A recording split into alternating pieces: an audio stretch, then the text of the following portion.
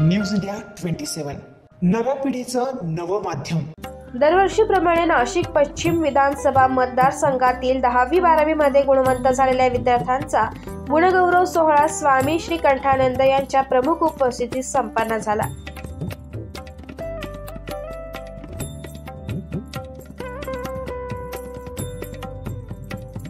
जागृत भारत अभियानाचे प्रवर्तक व कर्मयोगी संन्यासी स्वामी श्री कंठानंद यांचे प्रेरणादायी व्याख्यान झाले। यावेळी विद्यार्थी विद्यार्थिनी पालक कार्यकर्ते यांचा उपस्थितीत सोहळा पार पडला।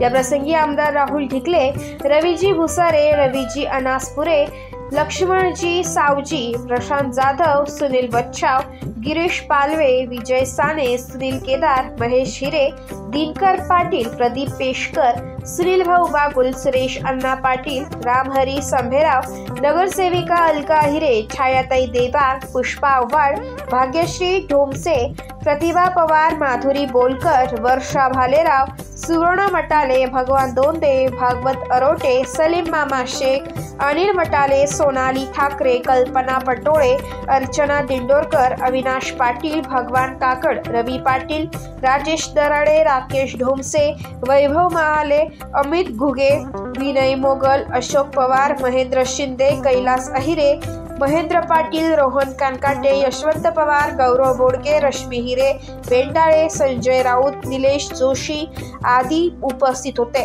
सूत्रसंचालन सीमा पेटकर यांनी केले व आभार रश्मी हिरे यांनी मानले। भारतीय समाज हा पैशावर आधारित समाज नव्हता। भारतामध्ये ज्यावेळेस हॉटेल्स नव्हते त्यावेळेस सुद्धा कोणी उपाशी राहत नव्हतं। आज भारतामध्ये इतके हॉटेल्स वाढलेले आहेत तरीही कुपोषणाची समस्या वाढलेली आहे।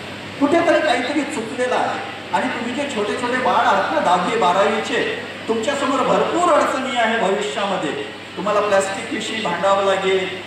जे 5 जे प्रकृती आहे, पंचमहाभूत आहे, धर्माची व्याख्या तुम्हाला नीट समजवून घ्यावी लागेल। धर्माची व्याख्या चुकलेली आहे पण धर्म कुठेही चुकलेला नाही।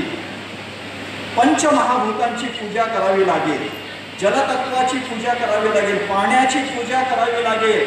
जर पाण्याचा जर श्राप जर मिळाला ना तर येणाऱ्या काळात पाणी पिणं फार कठीण होऊन जाईल। एक काळ असा होता की कुठलंही पाणी आपण सहजपणे पिऊ शकत होतो।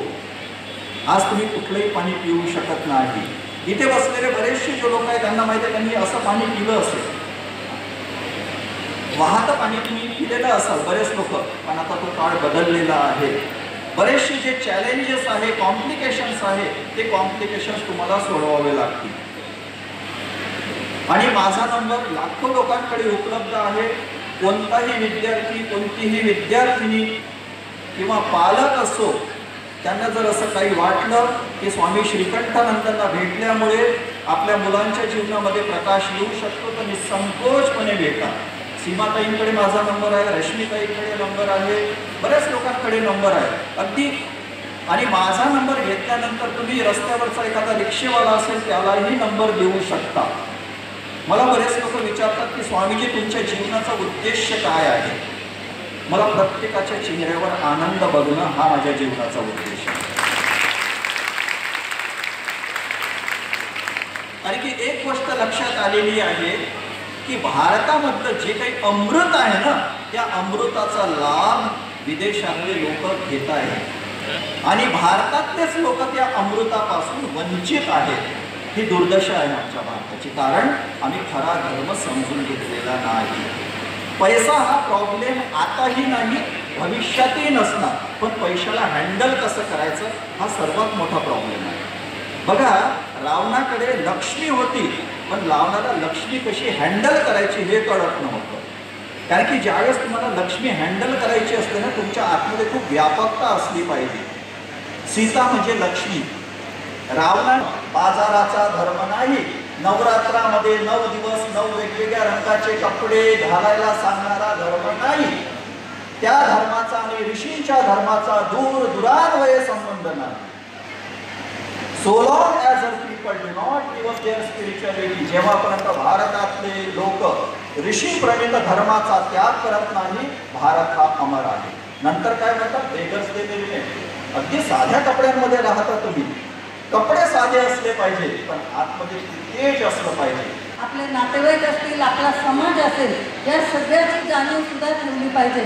आपण फक्त अभ्यास करतो, परंतु आपल्याला समाजात वावरताना आपल्याला जी मूल्य आहेत, आपल्यावर जी संस्कृती आहे, आपले जे संस्कार आहेत, हे सुद्धा आपले टिकले पाहिजे. याकरता प्रत्येक विद्यार्थ्यांनी अभ्यास करताना ही मूल्य सुद्धा जपली पाहिजे असं मला वाटतं. आज आपण बघतो की अनेक शाळा आज आपल्याकडे विविध विषयांवर मार्गदर्शन घेत असतात आणि चांगलं मार्गदर्शन, मुलांचं करिअर ओळखून, त्या मुलाचा कोणत्या विषयात रस आहे हे ओळखून ते त्याला पुढे जाण्यासाठी मदत करतात. आज आपल्या महाराष्ट्र शासनाने कालच घोषणा केलेली आहे की मुलींना पुढचं शिक्षण हे मोफत मिळणार आहे आणि हे शिक्षण जुलैपासून मला वाटतं सुरू होणार आहे. आणि त्यामुळे आपला भाग हा कामगार वर्ग आहे, आपल्या भागातल्या मुलींना ही खूप चांगली गोष्ट आहे की मुलींना शिक्षणात सवलत मिळाल्यानंतर मुलींचा जो पुढचा शिक्षण घेण्याचा जो पर्सेंटेज आहे, टक्का आहे, तो घसरतो. तो न घसरता नक्कीच मुली देखील हे अजूनही पुढे शिकतील आणि मोठ्या होतील याची मला खात्री आहे. खरं तर आज या मतदारसंघात काम करत असताना मला खूप आनंद होतो आहे, कारण गेल्या 10 वर्षात म्हणजे हा गुणगौरव 10वा आहे. गेल्या 10 वर्षात आपण दरवर्षी 30 तारखेला या सोहळ्याचं आयोजन करत असतो आणि माझा सत्कार तर सगळे करतात वाढदिवस असल्यामुळे, पण माझ्या हातून गुणवंतांचा सत्कार व्हावा ही सगळ्यांची भावना असते आणि त्यामुळे आपण या कार्यक्रमाचं आयोजन करतो. मला विशेष आनंद होतो की एवढ्या मोठ्या प्रमाणात ही मुलं चांगल्या मार्क मिळवून त्यांचा आमच्या सगळ्यांच्या हाताने सत्कार होतो आहे. खरं तर या मतदारसंघात काम करत असताना गेल्या 10 वर्षापासून खूप अनेक प्रश्न, अनेक समस्या असतील त्या सोडवण्यासाठी आम्ही सगळ्यांनी मिळून प्रयत्न केलेले आहे. आपला मतदारसंघ हा खूप मोठा आहे. बंधू भगिनींनो, आपल्या सगळ्यांना माहिती असेल की पूर्ण नाशिक शहरामध्ये सिडको आणि साकूर हा सगळ्यात मोठा भाग आहे आणि सगळं कामगार वर्ग आहे. त्यामुळे आपण बघतो की मुलांची शाळा असेल तर ती मराठी मीडियम असेल किंवा इंग्लिश मीडियम असेल, इथे सुद्धा आपण फी किती हा विचार करून आपण सर्वजण टाकत असतो. मोठमोठे डोनेशन देणं किंवा फी देणं हे आपल्या सगळ्यांना शक्य नसतं आणि त्यामुळे आपण सगळ्या मुलांनी सुद्धा हा विचार करायला पाहिजे की आपले आई आणि वडील खूप कष्ट करून, मेहनत करून आपल्या सगळ्यांना